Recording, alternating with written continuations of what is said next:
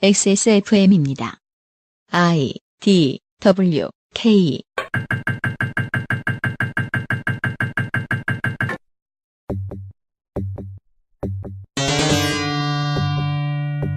그것은 알기 싫다 특별기획 17 국정감사 기록실 정보위원회. 어느새 금요일입니다. 그것은 알기 싫다 특별기획 17 국정감사 기록실 정보위원회 편에서 인사드립니다. 다운로드 때 확인하셨는지 모르겠지만 아주 짧습니다. 비상시국 대책회의를 소개합니다. 제 오른쪽에는 변함없이 홍성갑 덕질 간사입니다. 안녕하십니까. 왼쪽에는 윤세민 위원장이 앉아 있습니다. 네, 안녕하십니까. 윤세민입니다. 오버뷰입니다. 오버뷰. 국회 발표에 따르면 일반적으로 여타위원회의 대부분의 국감 일정이 모두 끝날 즈음부터 감사를 시작하는 정보위는 11월 1일 국가정보원, 11월 2일 기무사와 경찰청, 11월 3일 국군사이버사와 국방정보본부를 감사했어야 합니다. 실제로는 1일 국가정보원과 2일 기무사와 경찰청의 일정이 뒤바뀌었습니다. 틀릴 줄 알고 그런 건 아니지만 확신을 가지고 말씀을 드릴 수가 없는 것이 대다수 정보위원회의 활동이 그러하듯 정보위는 국감도 취재를 허용하지 않고 비공개로 진행하기 때문입니다. 법이 바뀌었는지 위원회 직원이 귀찮아서 그러는 건지 2015년부터는 국감 계획서도 공개하지 않고 있습니다. 피감 기관은 좀 전에 말씀드린 5개의 기관이 전부입니다. 위원회 정수는 12명이지만 현재 등록된 위원은 11명입니다. 위원장은 한국당 경북 영양영덕 봉화 울진의 강석호, 여당 위원은 간사 서울 동작갑 김병기, 서울 영등포 을 신경민, 서울 노원을 우원식, 서울 구로갑 이인영, 경기 남양주갑 조응천. 이 중에 유일하게 전공 분야로 보이는 사람이죠. 한국당 위원은 간사 경북 고령성주 칠곡 이완영. 이 중에 가장 귀여운 사람이죠. 댄디한 분이죠. 왜냐하면 댄디하기 때문입니다. 리댄디닷컴. 충북 청주 상당의 정우택, 충남 공주부여청의 정진석, 국민의당 위원은 간사 비례대표 이태규, 광주 광산갑 김동철 의원 등입니다. 광고를 듣고 정보위원회의 짧은 이야기들을 나눠보겠습니다. 정보위는 공개할 수 없지만 서울시는 할 수 있다. 서울정복 수통광장. 생각할 수 있는 최고 코레아식 라 파스티체리아. 생각할 수 있는 최고 코레 도시락 아이멜 도시락에서 도와주고 있는 XSFM 그것은 알기 싫다 특별기획 17 국정감사 기록실. 잠시 후 정보위원회 국감의 기록을 가지고 돌아오겠습니다. 이슈 5. 5가지의 이슈를 확인시켜 드리겠습니다. 덕질 간사 분량입니다. 스파르타 1일 기무사령부.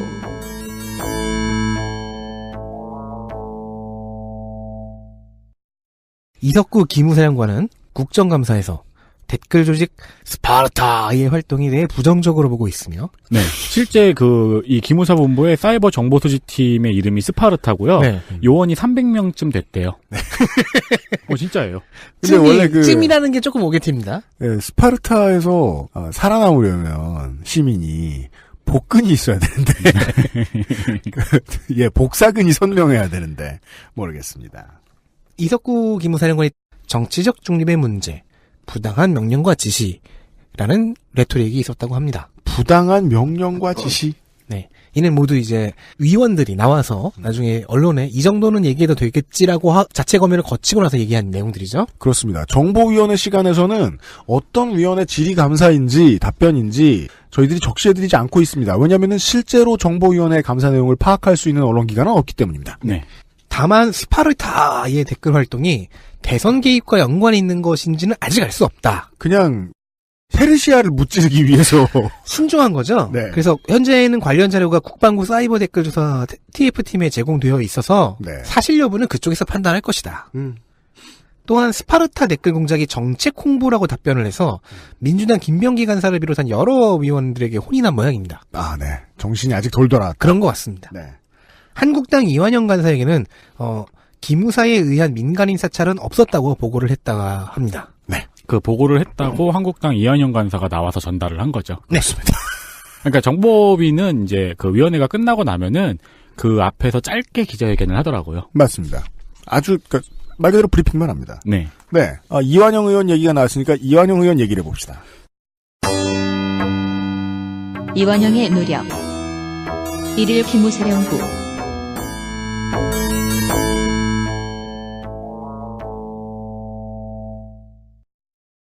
네, 이완영 의원은 이 정보위 국감에서 가장 눈물겨운 노력을 한 의원입니다. 네.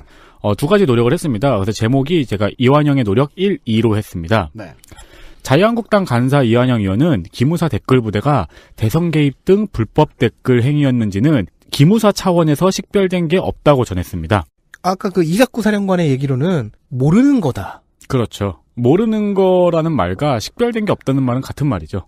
또 슈레딩거의 고양이 같은 소리하고 한다죠. 근데 이제 그걸 안 했다라는 뉘앙스로 전달을 하죠. 이건 개입일 수도 있고 아닐 수도 있어. 그리고 이완영 의원은 노무현 정부 때 계룡대 골프장 인근 대통령 전용 빌라를 건립했다고 이에 대한 자료를 요구하고 기다리고 있다고 답변했습니다. 그러면은 지금 어디 봅시다. 11년째 기다리고 있다는 건데요. 아니요, 여기서 요구했다고요. 네, 이번에. 알았어. 11일 정도밖에 안 지났어요. 11년을 기다려.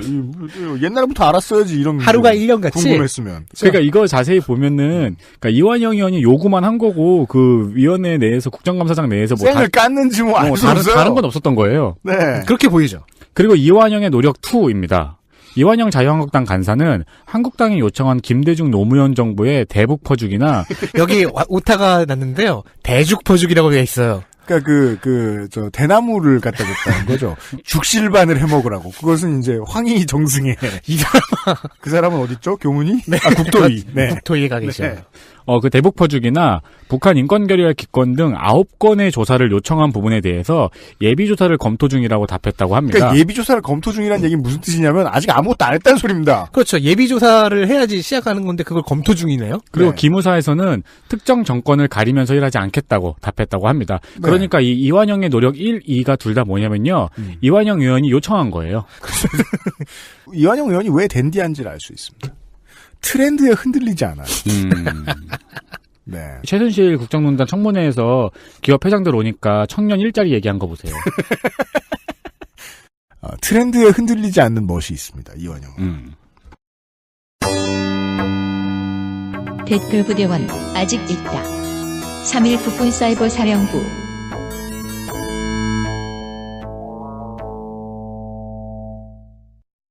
사이버 사령관 김종일 소장은 현재 사령관과 이하 전 직원이 정치 중립 의무 준수 선서를 하고 서약서를 썼다고 보고했습니다. 제가 궁금한 건요. 옛날엔 이거 안 썼느냐? 안 한 모양이죠? 예. 정치적 중립 의무? 그리고요. 이게 이걸- 중요하게 지금 돌아가니까. 이걸 지금 썼다는 것도 너무 이상한 게 불과 정권 바뀌고 6개월 동안 이것과 관련된 법령이 순식간에 통과됐을 리가 없거든요. 따라서 누가 겁을 준 것만으로도 이런 각서를 썼다, 선서를 했다는 겁니다. 서약서를 썼다는 겁니다. 근데 이제 사령관으로서는 이게 정치적으로도 되게 원론적으로도 중요한 문제가 되고 있으니까 그 사령관 강조사항이 될 수밖에 없죠. 사령관 지침으로 정치적 중립을 위반하는 지시가 있으면 즉시 신고하라 했다고 합니다. 나를 신고해라. 내 방 앞에 있는 소원수리 앞에 꽂아놓고 가 이놈들아.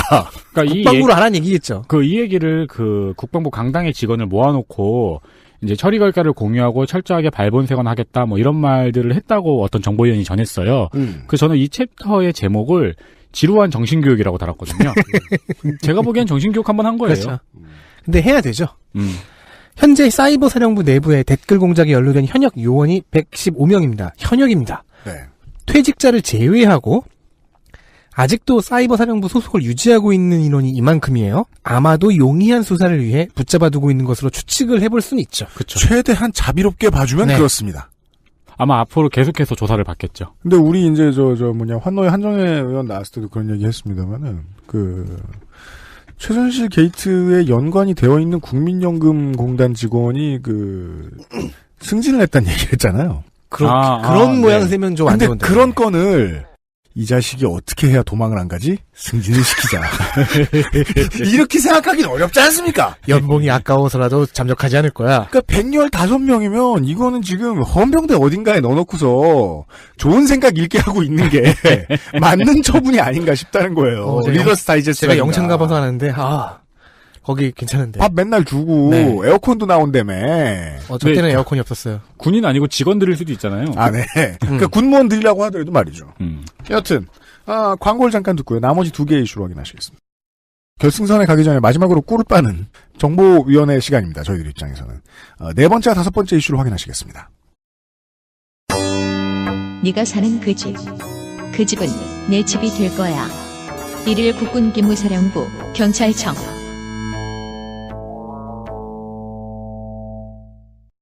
이철성 경찰청장이 국정감사에서 국정원의 국내 정보 파트를 실질적으로 경찰이 가져와야 한다고 주장했는데요. 자, 이게 무슨 뜻이냐? 근데 뭐 완벽하게 틀린 얘기는 아니죠? 국정원의 국내 정보 파트라는 빈 땅이 생겼다는 겁니다. 그렇습니다. 이 피자를 나눠 먹기 위해서 혹은 독차지하기 위해서 나눠 먹다니요. 네, 몇몇 기관에서 입찰 전쟁을 벌이기 시작했다. 그러니까 이런 논의가 왜 나왔냐면은 이 경찰청 국정감사가 5일에 있었는데요. 네. 그에 앞서 2일에 국정원 국정감사가 있었거든요. 네. 거기서 서훈 국정원장이 국내 정보 수집 부서를 해체하고 대신 해외와 북한 정보를 수집하는 부서로 개편하겠다고 했거든요. 그게 이 정부의 공약이기도 했고요. 네, 그래서 그 국내 정보 수집 부서가 경찰청으로 옮겨간다는 얘기죠.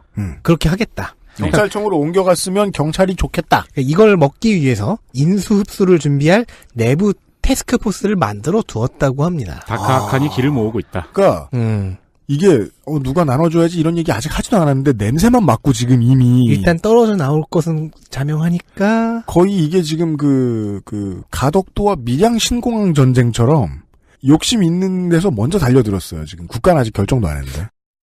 이 태스크포스의 팀장은 이용표 경찰청 정보국장이며 다 자랑해놨어요. 현재 규모는 5, 6명 정도라고 합니다. 정말 많이 자랑해놨어요. 국정원이 국내 정보 파트를 어느 기관으로 이전할지 아직 결정이 안 난 상태이므로 이런 움직임은 꽤 빠른 편이죠. 아마 경찰청이 관련한 준비를 하고 있는 기관 중에는 가장 빠를 것 같습니다. 네. 그리고 정보위의 위원들은 경찰이 국내 정보 업무를 흡수해서 하면 경찰 조직이 비대화된다. 경찰의 정보 독점 이런 것들을 우려했다고 합니다. 실제로 경찰의 권력이 너무 강해질 것을 염려하는 목소리가 높습니다. 그렇죠. 그러면 경찰 내부의 조직들을 좀 이제 분할하고 하는 작업들도 필요하겠죠. 저는 그 생각이 들더라고요. 이대로 보면은 경찰의 국내 정보 수집과 사찰을 정확하게 구분하는 작업이 네. 한참 골치 아프게 남아 있을 것 같습니다. 그러니까 정보위 내부 혹은 국회 내부 전체를 탈탈 털어봐도 야당에도 그렇고 여당에도 많이 은근히 있는데 검사 출신들이 많죠. 네. 검사 출신들이 주로 이런 레토릭을 잘 흘립니다. 경찰 비대 걱정된다. 거기서는 어떻게 읽을 수 있냐면 검찰이 비대해지는 건 걱정 안 되냐고 질문을 다시 한번 던져봐야죠. 사상 검증을 좀 해봐야죠. 제가 권유하고 싶은 얘기는 제 조언을 누군가가 들어주신다면 이러한 이제 국내 정보 파트를 사실상 이 문화재청으로 옮겨서 문화재청이 지금 재원이 마련이 안 된다는데 이거라도 또 투잡으로 뛰면 돈이 생길 테니까 아니야. 어디였더라? 경복궁 근정전 기둥이 휘어지는 문제는 앞으로 더 이상 발생하지 않을 것이다. 정신 차려 이 사람아. 이런 주장을 드리고 싶습니다. 마지막 보시죠. 국정원처럼 일하는 국정원. 2일 국가정보원.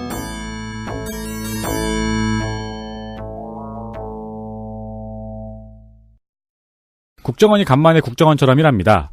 서훈 국정원장이 최근 북한의 미사일 동향과 관련해서 최근 북한의 미사일 연구시설에서 차량이 분주하게 움직이는 등 미사일을 발사할 가능성이 있다고 전했습니다. 자, 이게 무슨 얘기입니까? 우리가 봤다. 새로운 핵 실험이 가능할 수도 있다. 우리 요새 이런 거 봤다. 네. 또한 퇴근 간부들의 동향 감시를 강화하고 숙청까지 이루어지고 있다고 전했습니다. 이게 이렇게 짧게만 브리핑을 하니까 우리는 이해하기가 좀 힘든 게 북한은 무슨 일을 하다 보면은 활발하게 숙청을 한다. 여기 숙청이란 소화 효소 이런 건가요? 그리고 북한이 최근에 해외 인력 파견으로 외화를 좀 벌었거든요. 네. 근데 특히 IT 계열에서. 네. 근데 이제 핵실험 때문에 최근에 비자 연장 불허 등으로 인력 파견이 불가능해졌어요. 그러다 보니까 이제 금전 탈취 해킹을 시도하고 있다고 전했습니다. 경제 제재 때문에 외화가 안 벌리니까 이번에는 사이버 강도를 하겠다. 주로 가상화폐에 많이 집중이 되고 있고요. 그리고 금융기관이나 증권사 등의 해킹을 시도하고 있다고 전했습니다. 네. 가장 무서운 해킹은 생계형 해킹입니다. 맞아요. 네. 국가가 나서서 강도질을 하기 시작했습니다. 그런 일이 있다는 브리핑이 있었습니다. 이거를 국정원이 알아왔다. 네. 자세하지 않은 얘기를 가지고 자세하게 예측하는 것도 시간 낭비이기 때문에 간단하게 브리핑만을 전달해 드립니다. 주목할 만한 시점과 비폭 하나 있습니다. 있다니.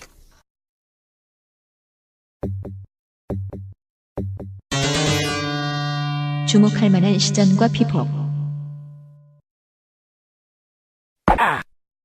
범죄자의 사진.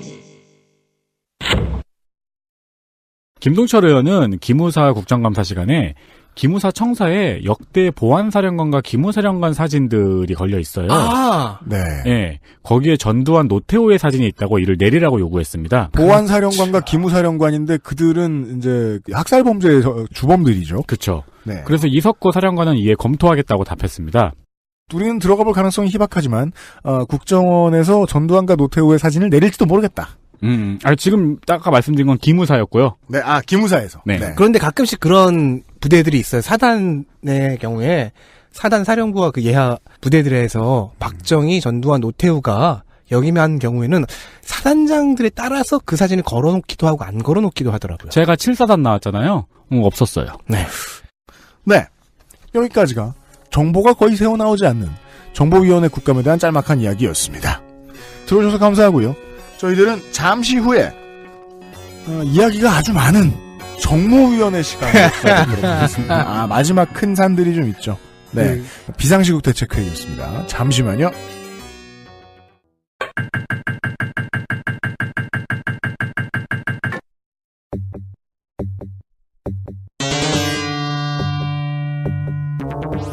그것은 알기 싫다 특별기획 17 국정감사 기록실. 정무위원회. 특별기획 17 국정감사 기록실 정무위원회 편에서 인사드립니다. 어릴 땐 말이에요. 정무 1장관, 정무 2장관 뭐 이런 게 있었어요. 당초 뭐 하는 일인지 몰랐어요. 정식으로 무장한 사람들. 그러니까.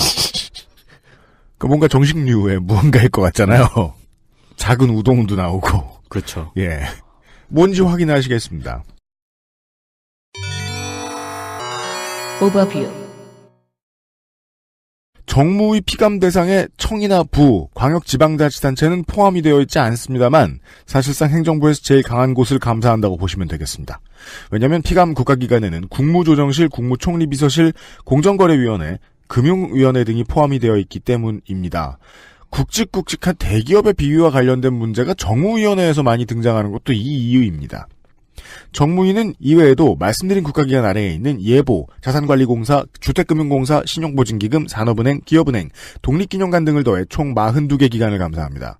위원들은 다음과 같습니다. 사회권은 자유한국당에 있습니다.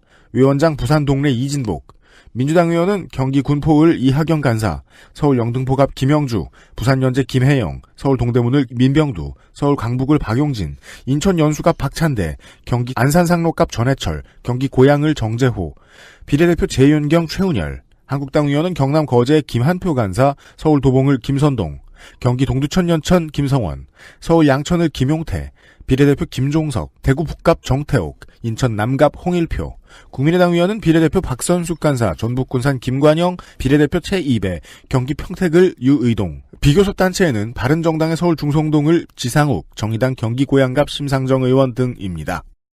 정무위원회에는 경기도 국회의원이 5명, 콕 집어 콕김치, 동대문 을과 영등포갑에서 30분이면 만날 수 있는 용산의 숨은 부석 컴스테이션, 하루의 건강한 선택 하로니아 C3G에서 도와주고 있는 XSFM 그것은 알기 싫다 특별기획 2017 국정감사 기록실. 잠시 후 정무위원회의 국정감사 기록을 가지고 돌아오겠습니다. 네.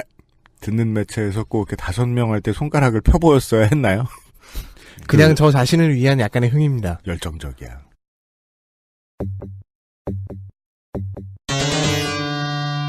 이슈 10. 낙하산 하나, 공정위 오비, 민주당 김혜영, 박찬대, 국민의당 박선숙. 19일 공정거래위원회. 네, 퀄컴이라는 회사가 있죠. 현재 퀄컴은 한국에서 한국에서 지금 위험한 짐승입니다. 이게 사실 우리가 정모의를 2번째 녹음하잖아요. 퀄컴은 시방 위험한 짐승이다. 네, 위험한 짐. 그것 때문에 지금 제정신이 아니네요. 우리가 쓴 원고 중에 가장 오래 묵은 원고 아닙니까? 퀄컴은 한국에서 시장 지배를 하고 있어요. 시장 지배적 지위 남용 행위 혐의로 퀄컴이 현재 1조 300억의 과징금을 때려먹었고요. 네. 이에 대한 소송 중에 있습니다. 확실히 위험하긴 하네요. 시정명령 효력 정지 신청 소송인데요. 이 소송의 반대편에는 흥미롭습니다. 공정위, 삼성, 애플, 인텔이 다 같이 있습니다. 네. 인텔까지요? 무슨 어벤져스인가요? 저스티스 리그인가요? 현재는 퀄컴이 1차 패배한 상태입니다. 그렇다면 빌런이 누군지 알겠죠? 그런데 퀄컴 측을 대리하는 세 개의 법무법인 중 세종의 전 공정위원장인 노데레 씨가 고문으로 합류해 있는 상태이며 세종 쪽에서 이 소송에 참여한 변호사 중에는 이런 사람이 있습니다. 공정위 카르텔 자문위원회 위원이었던 박성범 변호사. 즉 소송에 참여한 사람도 전 공정위, 그 소송에 참여한 법인의 고문도 전 공정위원장. 이 건은 민주당 김혜영 의원이 언급하면서 공정위 오비의 낙하산 및 유착 문제를 지적했는데요. 박찬대 의원은 추가로 공정위 운영지원과가 대기업 쪽 낙하산으로는 개꿀보직임을 알려주었습니다. 최순실 재판에서 나온 얘기입니다. 공정위 운영지원과가 공정위 출신 인사를 대기업에 추천하는 업무를 맡고 있다. 이게 뭐 공식 업무는 아니지만 그런 얘기가 나왔고요. 또한 공정위 출신의 재취업률이 5년간 근무했고 뭐 4급 이상 그 재취업률이 한 47.9%인데요. 운영지원과만 87.5%입니다.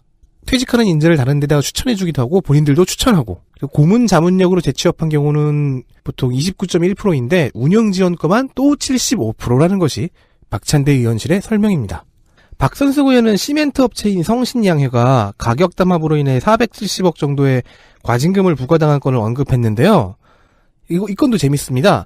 당시 공정위 직원이 직접 담당 로펌과의 통화에서 과징금 경감 방법을 친절하게도 상세하게 설명해 주었다는 이야기를 들려주었습니다. 이 건에서도요, 성신양회를 대리한 김현장의 담당 변호사가 공정위 출신이었거든요. 공정위 직원의 친절한 안내 덕에 성신양회는 과징금을 50%인 218억까지 깎을 수 있었다는 것이 박선숙 의원실의 설명입니다. 물론 벌금을 받으면 벌금 받기 전에 경범죄를 저질렀을 때 말이에요. 10kg, 12kg 이상 과속을 했다거나 20kg 이상. 그러면은 좀 일찍 내면 20% 감경해 줍니다. 그런 것도 있고 사실 뭐 좋은 건 아니지만 소규모 같은 경우에는 이 경찰 아저씨가 오셔가지고 뭐 이러 하신데 요거가 제일 싸니까 요걸 하시고 다음부터 그러지 마세요 이런 식으로 이렇게 좀 그것은 인심. 네, 조정해 주시기도 해요. 두 가지입니다. 그거를 공정위 직원들이 한다. 근데 그 방법은 싸든지 국민 모두한테 알려주든지 둘 중에 하나가 아니면 이건 공정거래위한테 혼나야 되는 부분인데 이건 공정거래위에서 있는 일이라는 얘기고요. 이게 이제 저 정무위 녹음 첫날하고 지금 다시 하고 있는데 그 사이에 좀 전에 저 봤더니 이거는 물론 100% 맞는 말은 아니겠습니다만은 공정위에 들어간 사람들은 지금부터 내 커리어의 마지막은 대기업이라는 생각으로 열심히 일을 하는 모양이더라고요. 그러니까 대기업 바깥에서 대기업 커리어를 쌓는다고 생각하고 일을 하는 사람들이 있더라는 거예요. 그래서 공정위에 있는 공정위에 있는 직원들한테는 민주정부가 상당히 달갑지 않은 겁니다 지금. 그럼 또 안에 들어가서 운영지원과가 이제 바깥에 자기들을 추천하는 역할도 해주니까. 네, 운영지원과 들어가야 되고. 운영지원과와 줄을 대고 가능하면 운영지원과에 들어가고. 네, 인지상정입니다. 누군들 안 그렇겠습니까? 60살부터 직업 없으면 굶어 죽는다고 매일같이 겁주는 나라인데. 나라도 그러겠네요. 낙하산 얘기 하나 더 있습니다. 낙하산 2 산업은행 오비 민주당 이하경 23일 산업은행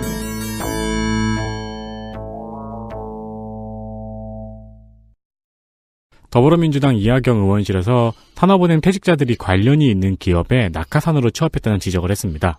이하경 의원실에서 산업은행으로부터 받은 자료에 의하면요. 산업은행 퇴직 임직원 중 124명이 산업은행이 지분을 갖고 있거나 관리감독 중인 회사에 재취업했다고 지적했습니다. 네. 이런 데가 공정위만이 아니라는 것을 보여줍니다. 네. 그 대표적으로는 대우건설의 송문선 사장이 있죠. 이에 이동걸 산업은행 회장은 구조조정 기업에는 현재 추가로 인원을 내려보내지 않고 있으며 내려보낸 데는 워딩을 보니까 진짜 관행이긴 관행이었나 봐요. 그렇습니다. 모른다고 말하면 회장이 아니죠. 취업을 자제시킨다는 워딩이 아니고 내려보낸다 그러잖아요. 그러니까 예를 들어 사는 회장인데 내가 이거를 내려보낸다는 사실을 몰랐다라고 얘기하면 본인이 낙하산이라는 얘기입니다. 그 산업은행이 뭐 하는 데인지 몰랐다는 소리니까. 예, 알아야죠. 거래처의 경우에는 좀 더 투명성 있게 검토하겠다고 답변했습니다. 네. 사실 이 산업은행 낙하산 문제는 매년 나오고 있는 지적입니다. 네, 그렇습니다. 그래서 이제 이동걸 산업은행 회장도 이제 국감 도중에 그런 말 했죠. 나는 낙하산 아니다. 예. 정무위가 처음부터 그 신문 1면에 나온 이야기가 가장 많았던 국감이었습니다. 보통 그렇고요. 다음도 많이 보시던 겁니다. K뱅크 이야기입니다. K뱅크는 누구 겁니까? 민주당 재은경, 정의당 심상정. 16일 금융위원회.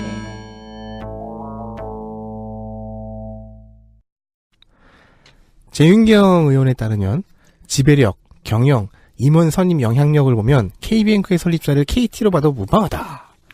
그러므로 K뱅크는 KT의 계열사여야 한다. 그런데 그렇게 신고되지 않았다. 그렇다면 공정거래법 위반이다. 네. 하지만 맹점이 있죠.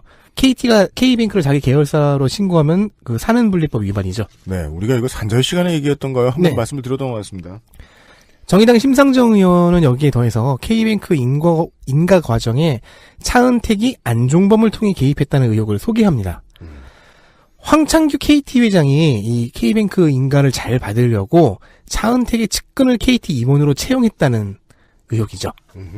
또한 K뱅크에 우리은행이 투자할 당시 보고서에는 정책적 투자라고 명기되어 있어서 이거 금융위가 시킨 거 아니냐라는 의혹도 제기했습니다. 이러면 이제 모든 시나리오가 완성이 되는 거죠. 그렇죠. 우리은행이 K뱅크를 만들고 싶었던 의지는 0도 없었다. KT가 만들고 싶었는데 KT가 만들고 싶었고 우리은행은 찬성했다기보다 그냥 끌려들어왔다. 지금은 이제 장관으로 있는 김영재 의원실에서 7월 달에 한번 조사 발표를 했었어요. 현재 K뱅크의 최대 주주가 우리은행이잖아요. 그렇죠. K뱅크는 은행이 새로 인가를 받는 거기 때문에 당연히 주주의 재무 건전성을 확인해야 됩니다. 네. 근데 현행은행법에 따르면은 최대 주주는 위험 자산 대비 자기 자본 비율이 그 업종의 평균치 이상이어야 돼요. 네. 근데 심사 당시 직전 분기의 업계 평균은 14.08%였습니다. 자기 자본 비율이. 네. 근데 우리은행은 그때 14%였어요. 네. 0.08% 그러니까 모자라요. 우리은행이 조금 부실했다는 거죠. 조금 부실하죠. 그래서 금감원에서는 이거 안 된다. 네. 위험하다. 부정적 의견을 냈습니다. 근데 금융위가 갑자기 이거를 직전 분기가 아니고 최근 3년의 평균으로 해석을 했어요. 그렇습니다. 최근 3년의 평균으로 해석을 하면은 살짝 넘거든요. 네. 근데 이게 웃긴 게 금융위원장도 거기서 이야기를 했는데 원래 직전 분기 기준이 관례가 맞대요. 그래서 같은 심사인데 한화는 직전 분기 기준으로 심사를 받았거든요. 그렇습니다. 이거 그때 나왔던 얘기죠. 네. 그리하여 이제 금융위원회가 보내주고 있던 메시지는 다음과 같습니다. 아니 안 하겠다는 애들 중에 어렵게 한 놈 끌어왔는데 그걸 까면 어떡하냐고. 이게 그러니까 한쪽에서 자꾸 소개팅 해달라고 하는 귀찮은 놈이 있어요. 그러니까 방금 덕질인 얘기했잖아요. 우리은행도 누가 시켜서 했고 네. 금융위도 누가 시켜서 했고. 그래서 우리 과에 저놈 좋아할 애 없는데 누굴 데리고 와. 겨우 부탁해가지고 하나 데리고 왔더니 쟤는 저 자본 잠식 상태는 안 돼. 예. 0.08% 모자라잖아. 제가 지금 이렇게 말한 대로라면요. 사실상 행동대장은 금융위였던 겁니다. 은산분리를 어기고서 KT에게 은행을 하나 쥐어주려고 했던 주체는. 그러니까 인가를 해줘야 되니까요. 그런 얘기가 가능합니다. K뱅크는 이제 영업을 시작했으니까. 저는 카드도 하나 있어요. 예, 이걸 갑자기 날리진 못해요. 무슨 저 블로거 카드 같은 거 하나 받았더라고요. 네, 유세민 위원장도. 그 공 이름이 뭐였더라? 블로거들한테 주는 캐시카드, 체크카드라고요. 이 모든 의혹에 대한 최종구 금융위원장의 답변의 끝에는 라임이 하나 달려 있습니다. 뭐죠? 오해입니다. 송구합니다. 그러니까요. 은산분리를 되게 21세기 들어서 되게 우습게 보기 시작하는 거예요. 같아요. 점점 더. 은산분리가 지금 약간 동급생처럼 돼가지고 무슨 소리야? 공략법이 너무 많아요. 다 파회됐다. 네, 어렵지가 않다. 그렇습니다. 몇 시 몇 분의 거리 어느 지점에 가면 헌팅이 된다. 가난이 반복되는 이유. 국민의 이당 제200. 4일 24일 한국신용정보원.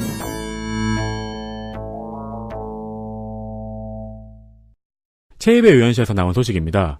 금융기관에 등록된 채무 불이행자 중 약 38%가 500만 원 이하 대출자라는 사실을 지적했습니다. 친불자까지는 아니지만 아무튼 저 500만 원을 못 갚고 있는 사람. 그러면서 이 정상적인 경제 활동의 기회가 주어진다면 충분히 상환 가능한 사람들을 금융회사가 채무 불이행자로 경제 활동에 제약을 주고 있다고 지적했습니다. 이거 아직도 일어나요? 이게 장기화돼서 예를 들어 뭐 월세 몇 달을 못 내서 뭐 300만 원, 500만 원 빌렸어. 근데 그거를 이제 못 갚으면 신불자가 되는데 그것 때문에 은행 계좌를 못 만들어서 월급을 현금으로 받으면 안 되냐고 얘기했다가 취업을 못 하고 있죠. 아직도 이런 경우가 있나 모르겠어요. 네, 있습니다. 네. 제 지인 중에 있거든요. 아 예. 제가 민주평톡 시간에도 한번 말씀드린 적이 있는데 이 채무불이행자 제도 때문에 오히려 재기가 가능한 사람이 재기가 못하게 되는 맹점이 있죠. 그렇습니다. 심지어 전체 채무불이행자 중 1,000만 원 이하 대출자가 전체의 52.77%입니다. 그러니까 반이 넘는 사람이 1,000만 원 이하 대출자예요. 근데 이들의 불이행 금액은 전체 금액의 1.91%밖에 되지 않습니다. 그렇죠. 뭐 사업이나 뭐 장사 이런 걸 빚내서 하는 거야라고 얘기하는 사람들은 100억대, 10억대 대출했다고요. 그렇죠. 예. 그리고 이 중에서 3분의 2가 500만 원 이하입니다.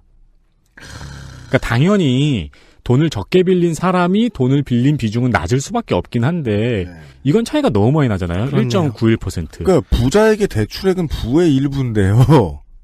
빚은 가난한 사람들한테만 빚입니다. 그러니까요. 이 구조를 최대한 충분히 더 이번에 청와대는 많이 알렸으면 좋겠어요. 사람들이 오해하지 못하도록. 빚은 가난할 때만 빚이다. 따라서 형벌에 가깝다. 지은 죄가 없는데. 네. 예. 그 포인트 안 알려주면요. 댓글에서 혹은 술자리에서 국민들이 다 자중질환합니다. 왜 남의 돈 빌려놓고 안 갚느냐 이런 얘기하면서. 빚을 많이 지면 그게 오히려 자산이라는 사실은 참 고대부터 있었던 사실이잖아요. 그건 이제 우리 같은 사람 말고 계산 잘하는 사람들한테는 다 자산이죠. 그러니까요. 그 카이사르가 여기저기서 돈 빌려가지고 그걸 자산으로 해서 자기 정치적 입지를 키웠다는 사실도 있는데. 네, 정치인이니까 수조대를 빌렸겠죠. 그 당시로 얘기할 그죠. 것 같습니다. 아무튼 최이배 의원이 훌륭한 지적을 했습니다. 그 최이배 의원은 영문명을 트와이스라고 쓸까요? 왜요?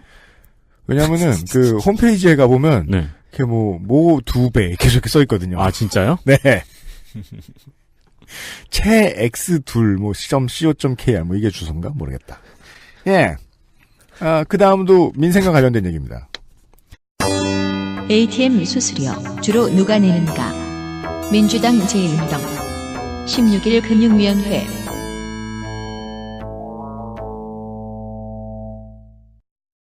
여러분 ATM 수수료가 없는 세상 한번 상상해 보십시오.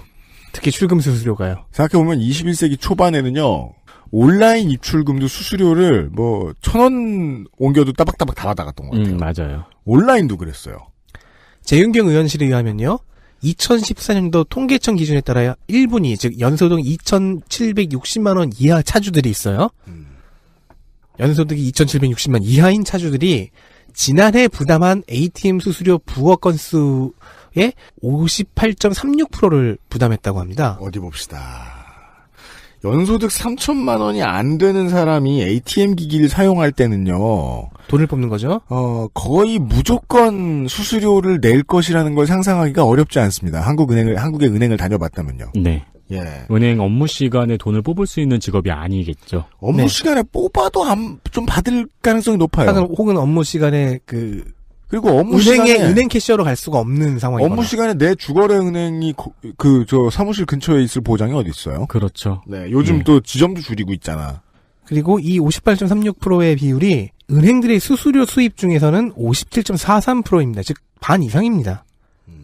비율로도 수익으로도 같은 해 5대 은행의 수익을 보면요. 그 ATM 수수료 수익이 원화 수익의 3% 정도밖에 안 됩니다. 이 사람들은 이렇게 돈을 내는데 그게 3% 정도밖에 되지 않아요. 재윤경 의원은 사회공헌 차원에서 수수료 면제 방안을 제기했습니다. 최정구 금융위원장은 가격 책정에 정부가 개입하는 부분이 망설여지지만이라는 전제를 달고 은행들과 논의해보겠다고 답변해서 사실상 거절을 얘기했습니다. 그러니까 금융위원장은 은행이 뭘 얘기하고 지금 은행이 이 ATM 수수료 문제에 대해서 무엇을 얘기하는지 알고 있다라는 얘기입니다. 네. 예. 3%지만 포기할 수 없다. 그러니까 이거는 자동으로 지금 현재 나타나 있는 통계만 봐도 저소득자를 위한 복지가 될 수 있다. 그죠? 그렇죠. 이게 없어지거나 아니면 떨어져도. 네. 그럼 저는 옥수수를 마음껏 사 먹을 거예요. 그렇습니다. 왜냐면 이제 한국에서 대표적인 카드 안 받는 자재이기 때문입니다. 옥수수. 찐 옥수수. 와 붕어빵. 네. 아까 뉴스 봤는데요. 뭐요? 일본 맥도날드에서 올해 여름부터 신용카드를 받기로 했어요. 일본 맥도날드는 그동안 신용카드를 안 받았대요? 네. 체크카드는? 안 받죠. 그러니까 저거는 받았어요. 교통카드, 스이카. 오, 스고이. 근데 내가 일본에 있는 친구한테 저번에 여행 갔을 때 들었는데 여긴 신용카드 아무도 안 써 그러더라고요. 야, 케냐나 중국은 이미 카드도 아니고 핸드폰만으로 모든 게 끝나는 시대를 열고 있는데. 돈 많은 나라일수록 손에 잡히는 돈을 좋아하나 봐요. 그러게요. 그러니까 일본에, 그러니까 그 친구가 그 얘기하면서 일본은 그래서 내수 경제가 지탱이 되는 거다 뭐 이런 얘기도 했거든요. 하지만 전체적인 경제의 거시적인 발전 측면에서는 우리나라보다 조금 늦네요. 최근에 돈을 벌고 사회를 개발한 곳들일수록 화폐 개혁에 대해 되게 유연하더라고요. 네, 케냐가 그래서 그냥 중간 단계에 다 생략해버리고 슉슉 앞으로 나가고 있잖아요. 국민 정서하고 관련이 된 건지도 모르겠어요. 저희 올 봄에 화폐 개혁과 관련된 문제 얘기했더니 다 시기상조라는 반응을 보여주시는 청취자 여러분들이 되게 많더라고요. 그러니까 돈이 숫자로 존재한다고 해서 누가 내 돈을 빼앗아 가는 건 아닌데 말이죠. 대기업 네이버 국민우 2당 제2배 19일 공정거래위원회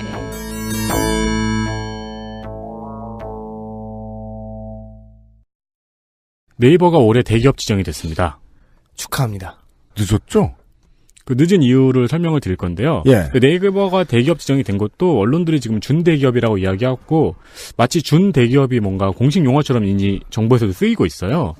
뭔가 아반떼 같고, 그죠? 소나타 같고, 뭔가 약간 약해 보이잖아요. 근데 이제 대기업보다 약한 대기업이라는 의미가 아니고 원래 대기업 지정 기준이 자산 5조였습니다.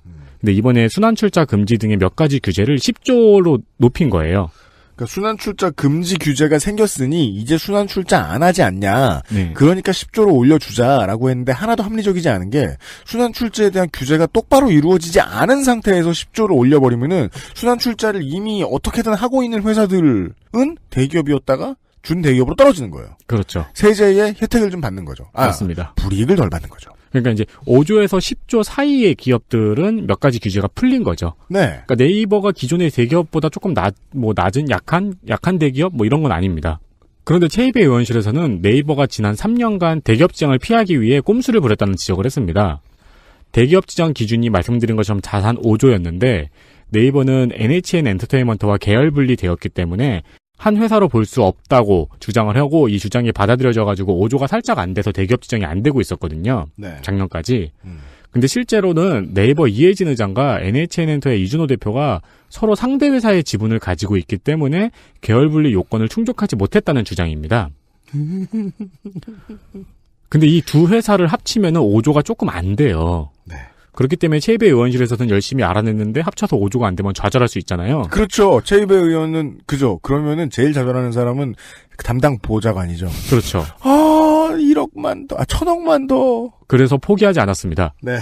네이버가 대기업에 지정되면서 제출한 계열사 목록을 살펴봤는데요.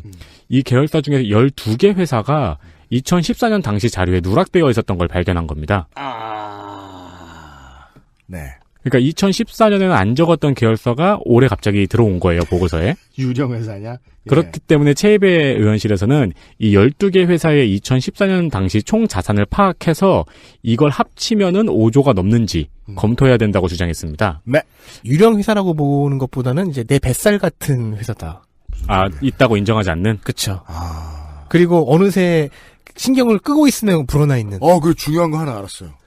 그러면요. 그것의 소유자는요, 내가 그것이 있다는 걸 애써 잊다 말고 완전히 잊어버리는 때가 있어요. 네, 맞아요. 그때 확 풀어요. 그리고 깜짝 놀라죠. 나 이런 거 있어. 어머, 어떡해. 어머, 대기업 지정부터 하자.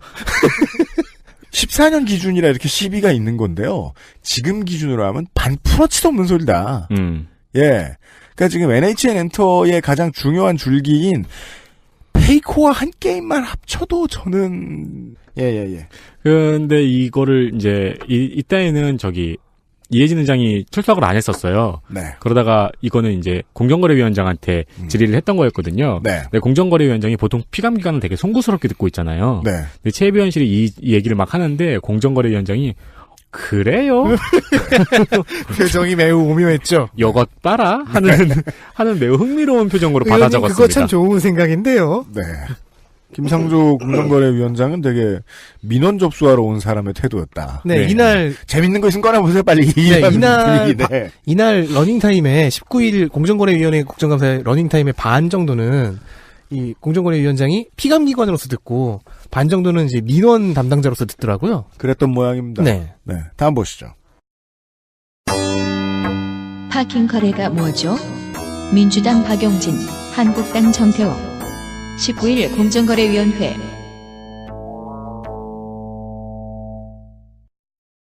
박근혜 정부 때 추진했던 초대형 투자은행 일명 IB라는 것이 있습니다. 일리어네어 뱅크. 1배. 1. 입에 착착부터 큰일 났어. 1. 죽겠다. 자기 자본 규모가 8조 이상이어서 말 그대로 초대형인 투자은행입니다. 네. 이건 못 채워가지고 빌빌대고 있는 네이버를 보시면 분명히 넘는다. 네, 아무튼. 현재 한국의 IB는 중개업 정도의 역할만을 하고 있는데 네. 자, 이 덩치를 더욱 키워 8조 이상으로 만들어서 글로벌하게 놀게 해주겠다는 정책이었습니다. 네. 여기에 호응한 회사 중 하나가 미래에셋대우인데요. 하지만 일단 자기 자본을 늘리긴 해야 돼요. 그래서 네이버와 자사주를 맞교환했습니다. 자, 이것을 이해하기 위한 추가 설명이 좀 필요합니다. 네.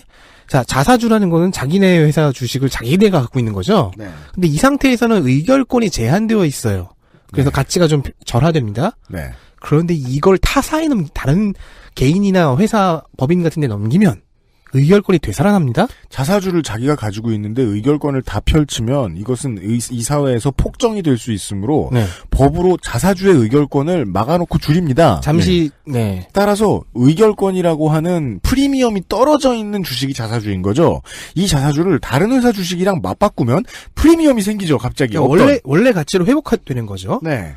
네이버와의 맞교환 결과 미래에셋대우는 자기 자본이 6조 6천억에서 7조 1천억으로 늘어나 IB까지 도달하기 위한 증자 부담이 좀 줄어들었습니다.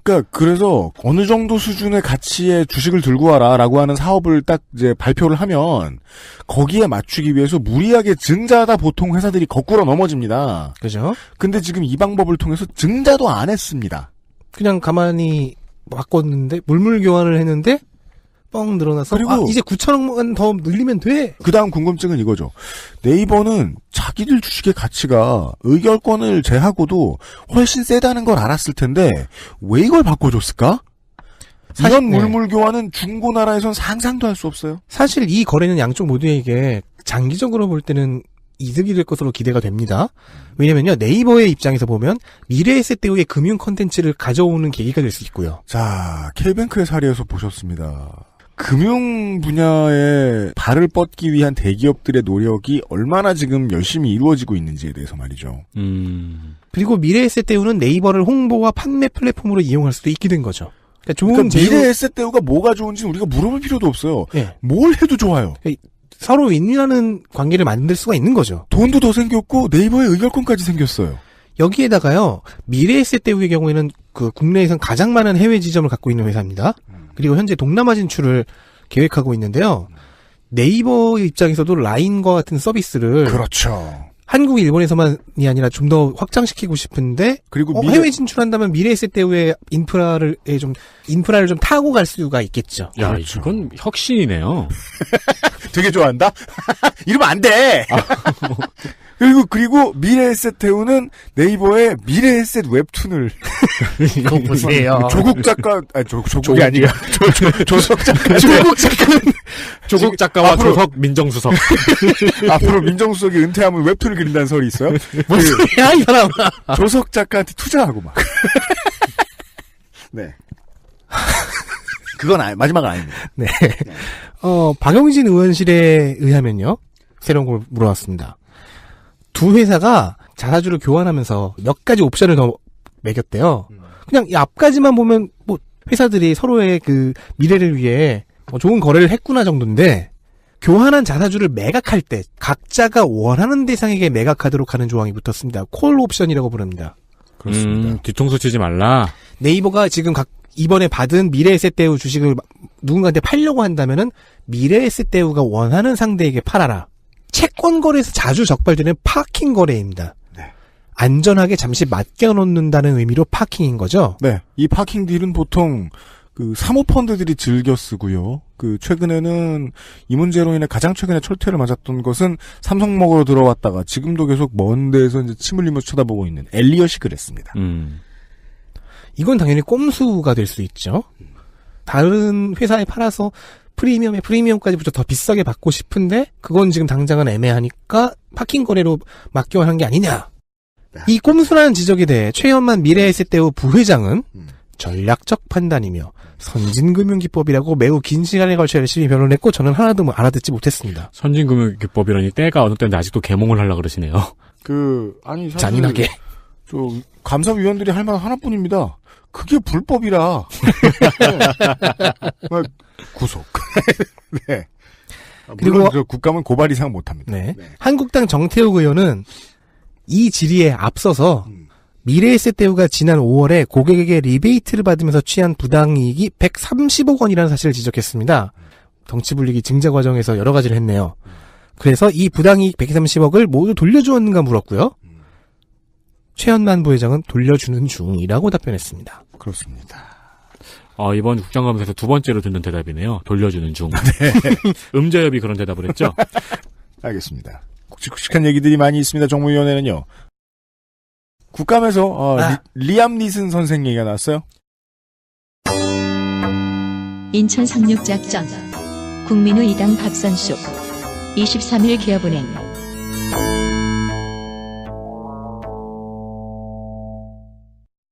국민의당 박선숙 의원실입니다.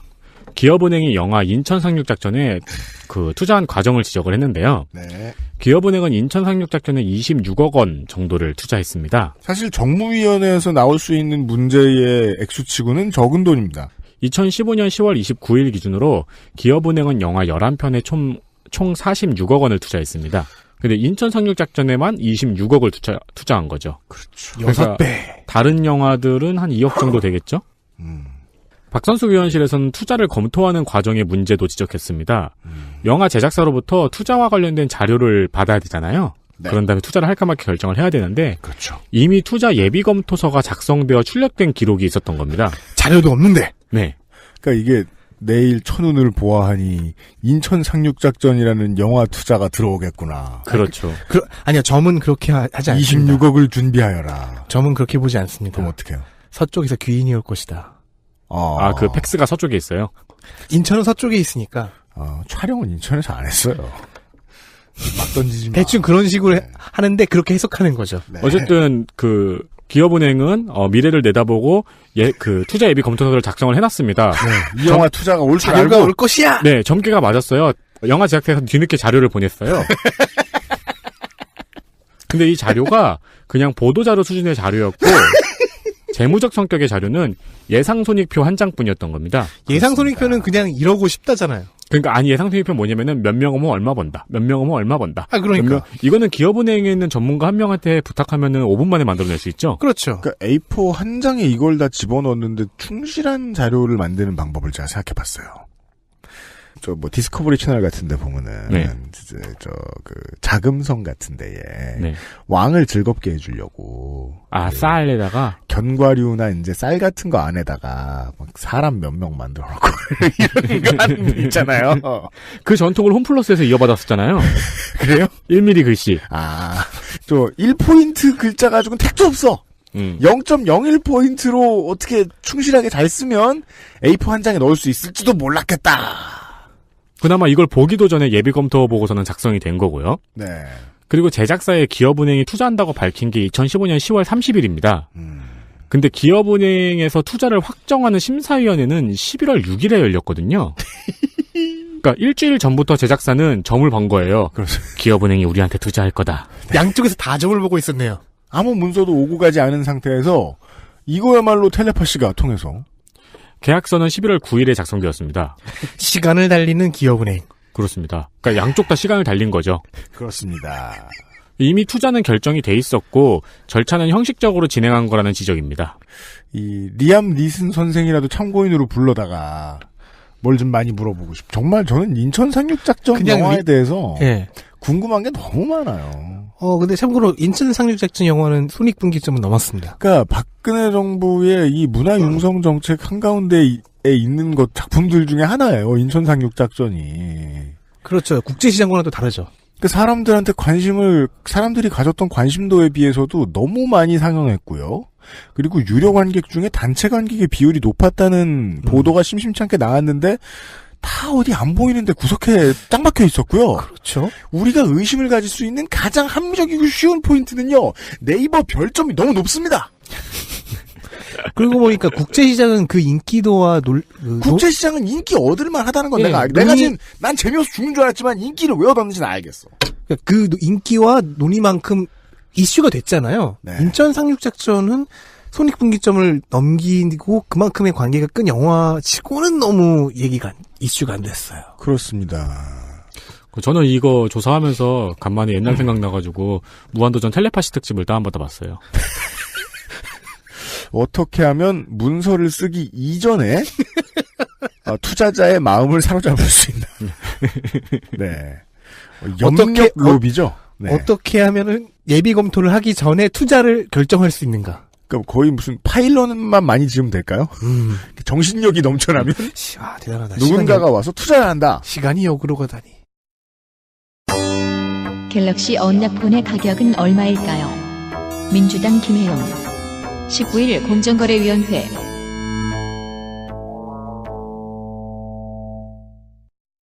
민주당 김혜영 의원은 삼성이 이동통신사와 암묵적인 담합을 통해 스마트폰 가격을 높게 유지하고 있다는 의혹을 제기했습니다. 네, 폰 얘기입니다. 네. 언락폰, 즉 공기기의 경우에는 통신사를 통해 10% 높은 가격을 받고 있다는 얘기인데요. 묘합니다. 이에 삼성전자 부사장 박병대는 일단 책임을 회피했습니다. 어떻게 회피했냐? 약정폰의 경우에는 지원금이 있는데 무약정폰은 지원금도 장려금도 없어서 판매하는 쪽, 즉 소매점에서 가격을 더 붙인다. 박병대 부사장의 태도가 삼성의 태도라면 삼성전자는 이렇게 생각하고 있는 겁니다. 지원금이 붙은 폰의 가격이 폰의 원래 가격이다. 그렇죠. 그렇다면 언락폰은요. 그들이 생각하는 완제품의 형태가 아닌 거예요. 이게 이렇게 생각하는 이유가 앱등이로서 언락폰의 가격이 다른 형태로 샀을 때보다 110%라는 사실에 충격을 금할 수가 없었기 때문입니다. 삼성전자는. 언락폰 가격이 원래 가격이고 거기서 까든지 말든지 해야 될 거 아니야. 바로 그러한 논리에 대해 이 김혜영 의원은 미국의 예를 듭니다. 미국은 언락폰 가격이 같거나 낮은데 그럼 미국이 통사는 마진을 안 남기는 거냐. 그렇게 마진이 그러니까 소매점들이 마진 남기는 게 문제면은 삼성이 직접 유통해라. 네. 라는 말들을 했습니다. 그리고 삼성도 지원금을 지급하고 있지 않느냐. 즉 소매점들에게 박병대 부사장이 삼성은 지원금을 주는 게 아니다. 이동통신사에게 판매 장려금 명목으로 주는 돈이다. 네. 라고 답변했어요. 그래서 김혜영 의원은 그게 바로 리베이트다. 아주 저질 말장난이죠. 네. 지원이 아니라 장려입니다. 김상조 공정위원장은 이제 옆에서 쭉 듣고 있다가 유통사와 이동통신사 모두 조사 중이라고 답변해줬습니다. 그렇습니다. 마지막 이슈 보시죠. 하청업체에 대한 블록버스터 갑질. 바른정당 지상욱 19일 공정거래위원회.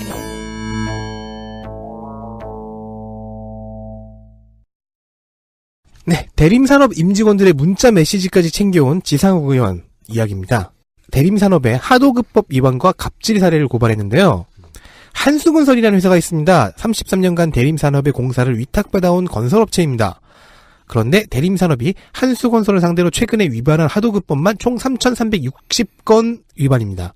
공사대금 미지급, 갑작스러운 설계 변경, 물품 강매, 부당 특약, 부당 금품 등등 종합 선물 세트 상태죠. 우와, 이거 저 옛날에 하도급법에 대해서 강의하는 강의 컨텐츠 만들어 본 적이 있었거든요. 네. 이거 목차였어요. 그 서문과 나가며를 뺀 거의 모든 내용. 네. 네. 혹시 그 강의 자료를 갖고 강의하시는 분이 지상욱 의원이었나요? 네, 아니에요. 하도급법 대사전 같은 행동을 했다. 대림산업이. 그리고 대림 임직원이 보낸 문자 메시지까지 의원실이 챙겨왔습니다. 대단한 정보력이죠. 이 문자 메시지에는 대림은 오너의 뜻이 한마디로 일사불란하게 움직여진다. 약간 비문이지만 무슨 말인지는 알아들으시겠죠? 오너의 뜻이 일사불란하게 움직인다고요? 게다가 오너의 뜻이 한 2.5cm 정도 돼요. 한마디예요, 한마디. 오너의 뜻이라는 게 무슨 거기 있는 벌레 이름인가요? 뭐 아무튼 대림이 적으라는 뜻일까요? 그리고 새끼 기니피그 이름이라든가. 예. 한수에 지급해야 할 돈도 지급하지 않기 위해 오히려 한수에게 받을 돈이 있다며 소송을 제기한 상황.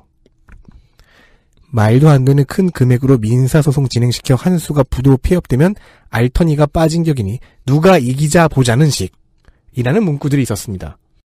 한수건설 대표 또한 참고인으로 참석하여 증언했고 역시 옆에서 듣고 있던 김상조 공정위원장은 11월 중에 제재 절차에 들어가겠다고 답변했습니다. 네, 후속 조치가 매우 궁금합니다. 왜냐하면 하청업체에 대해서 말이죠. 우리가 총각내 야채가게, BBQ, 미스터피자 이런 데를 생각하면 욕하고 그 작은 업체에다가 들어가는 자재 좀 비싸게 팔고 네. 이 정도만으로도 전 국민적인 불매운동이 생기고 여론이 꽁꽁 얼어버리는데 그거랑 비교도 안 되는 갑질이거든요. 그러니까요. 예. 이게 범죄를 너무 크게 저지르면 뉴스에 안 나옵니다.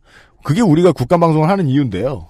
대림산업은 지금 11월 중에 혹은 이제 올해가 가기 전에 공정거래위원회를 통해서 어떤 제재를 받는지 매우 관심을 가지고 지켜보게 될 것 같습니다. 그리고 이 방법은 계속 유효하네요. 큰 회사가 작은 회사한테 큰 금액으로 민사소송 진행시켜가지고 자기 잘못 숨기는 거. 그게 제일 쉬워요.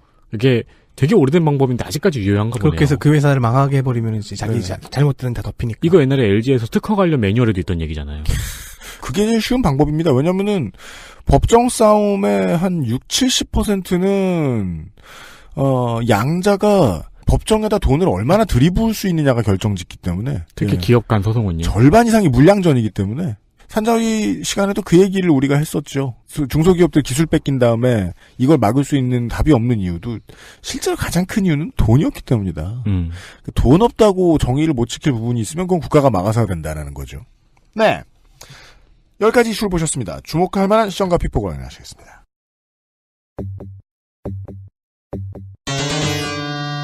주목할 만한 시전과 피폭. 사상 검증. 한국당 김종석 의원이 국무총리비서실 정현권 시민사회 비서관을 대상으로 사상검증을 시전했다는 소식입니다. 오랜만에 한동안 계속 성소수자 이슈만 꺼내다가 사상검증하면 나오네요. 그래도 사상검증 치고는 꽤 신사적이었습니다. 정무위에서 나오기 쉽지가 않은데. 그러게요. 보통 법사위나 운영위에서 나오기 쉬운데. 그렇죠. 자, 정현곤 비서관은요, 87년 3월 건대 점거농성 사건 주도로 인해 국보법 위반 혐의로 복역을 한 바 있습니다.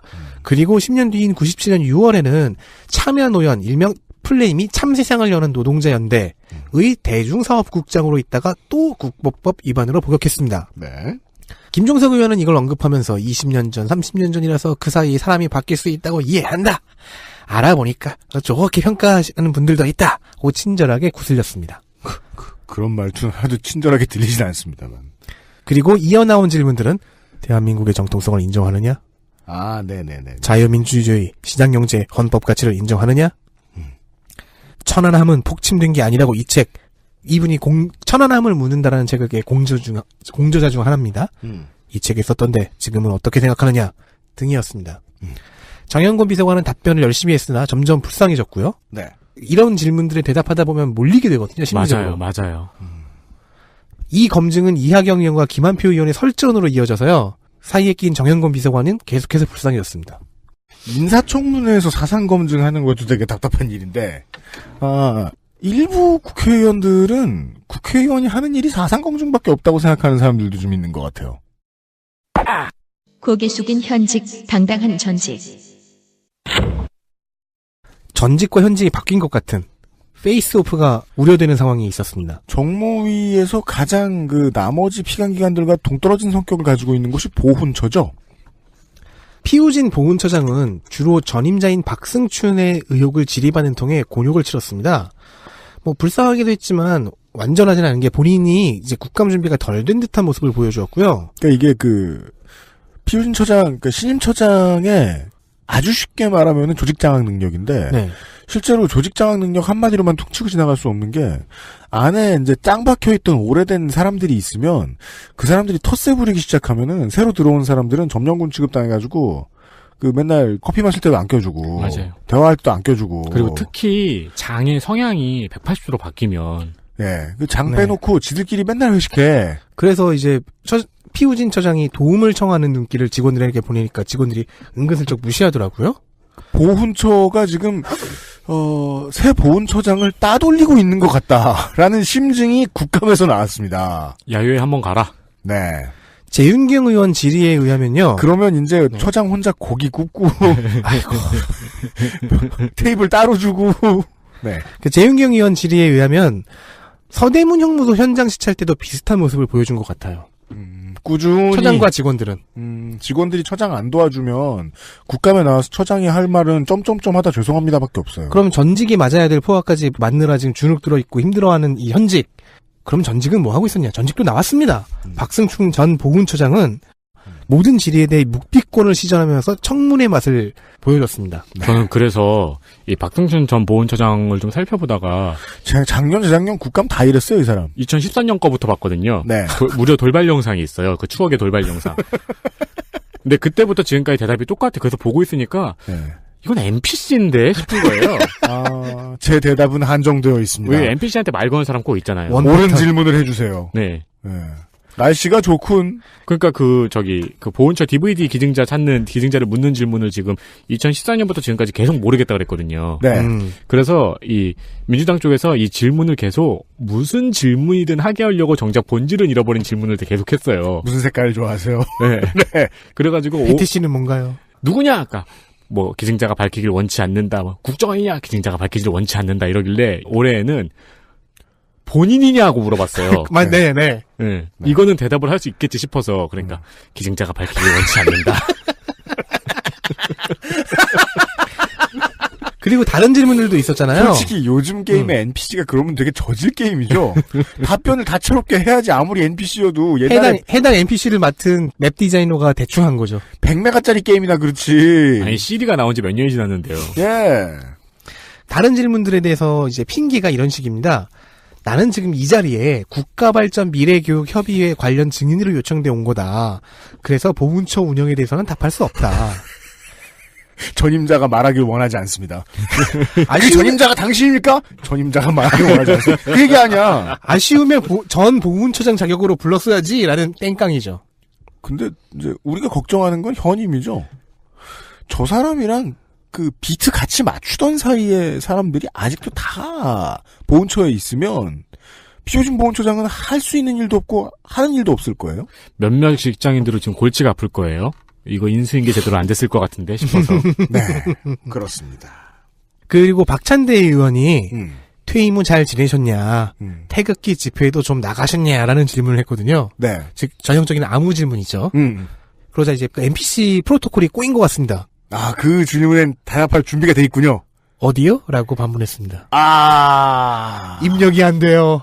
그게 꼬였어요. 군인이 화났을 때 하는 말이죠. 잘 못 알아들었습니다. 아니 2014년에는 태극기 집회가 없었잖아요. 네. 그때 프로그래밍 된 건데. 박승춘 만약에 전 처장 로봇설. 프로그래밍이 최근에 이제 좀 업데이트가 됐으면 집회 참가자가 답변을 원하지 않습니다. 그랬을 텐데. 집회 참가자가 전 처장입니까? 집회 참가자가 접니다. 어떤 답이 됐을 거 아니에요. 파이널 4를 확인하시죠. Final Four. 민주당 김혜영 의원인데요. 혜영 아니죠? 혜영입니다. 강원랜드 채용 비리도 다르고 공정위 오비도 다르고 스마트폰도 다르고 하면서 모든 논리가 어렵지가 않아요. 상식에 근거했습니다. 매끄러운 논리 전개 칭찬을 만했습니다. 민주당 박용진 의원입니다. 지적들이 굉장히 예리했는데요. 언제나 의원실이 챙겨줬을 것이 분명한 확고한 자료가 그 뒤에 버티고 있었습니다. 정의당 심상정 의원입니다. 피감기관에 대한 이해도는 정무위에서 발군이었던 것 같아요. 네. 특히 어법에서도 재미가 있었는데 당근과 채찍을 나눠서 능숙하게 사용하는 모습들을 보여줬습니다. 덕분에 이제 피감기관장들은 가끔씩 정신 못 차리는 사람들도 등장하곤 했습니다. 최대 베테랑이죠. 바른정당 지상욱 의원도 훌륭했는데요. 특히 자신이 강한 분야를 전담하는 집중력이 좋았습니다. 이 사람이 대기업의 갑질로 인해 문을 닫았던 건실 중소기업의 2세 경영인이 될 뻔했거든요. 그래서 본인의 그 한을 푸는 것은 아니냐라는 해석도 나오고 있는데 어쨌든 그런 자신의 강한 분야를 전담하는 집중력에 문자 메시지까지 터는 의원실의 정보력 훌륭했습니다. 바른정당 지상욱 의원까지요. 예, 여기까지가 파이널 4였고요. 여기까지가 17 국정감사 기록실 정무위원회 시간이었습니다. 듣느라 수고하셨습니다. 비상시국 대책